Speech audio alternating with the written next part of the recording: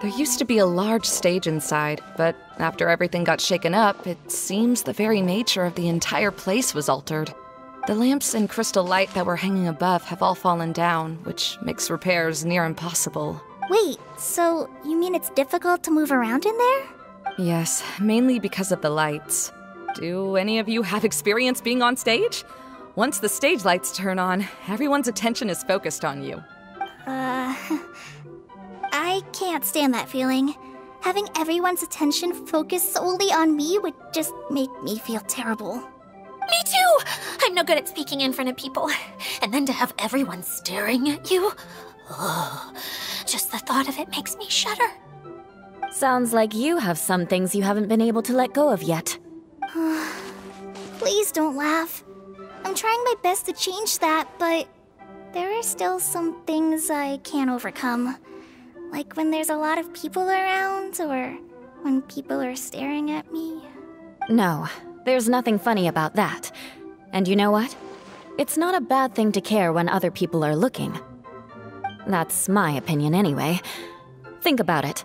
Only people who have high standards for themselves would worry about failing to meet others' expectations. You have many good qualities, Kale. I bet if you had to learn dance since childhood like myself, then you'd be an even better dancer than me. No way! That would be impossible. I can relate. I know exactly how she feels. Maybe we should find a time for you to learn with me. And one day, you will become an outstanding dancer too. By that time, you'll be so focused on performing your beautiful moves that you'll no longer worry about an audience watching you. Wow.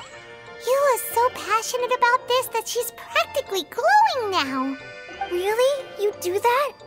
You wouldn't think I look stupid and secretly laugh at me, would you? You really think I'm that kind of person? Fine. Vengeance will be mine. Oh, no!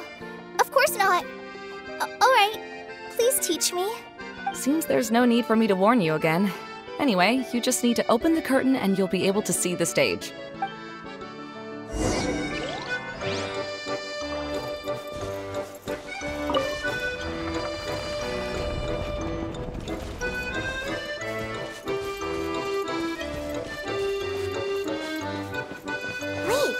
What's that thing in the middle there?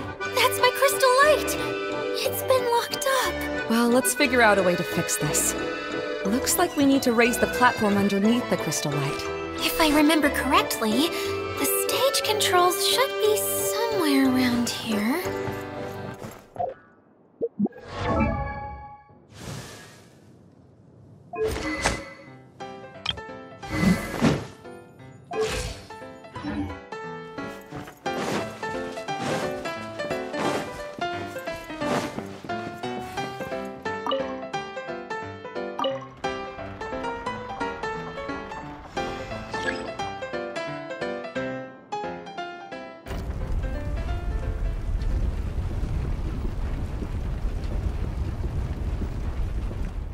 It seems we have to use the colorful lens to make the light change colors.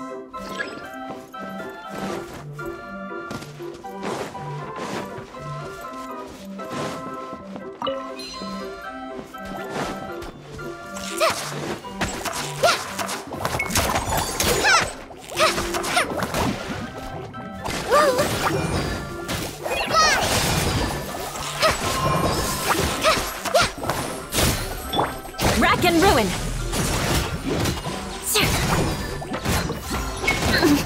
Beg for mercy.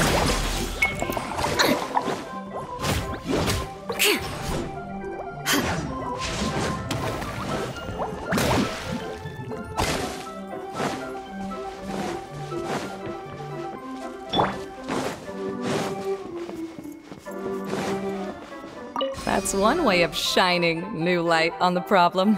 Hey, Maimuna? Do you happen to know someone named Sino? No, never heard that name before. Why do you ask? Oh, never mind then. I was just thinking you two would have a lot in common.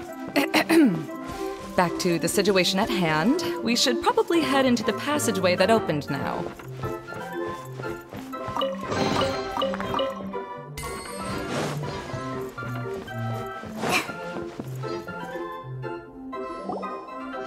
Hello? Is Is anyone here?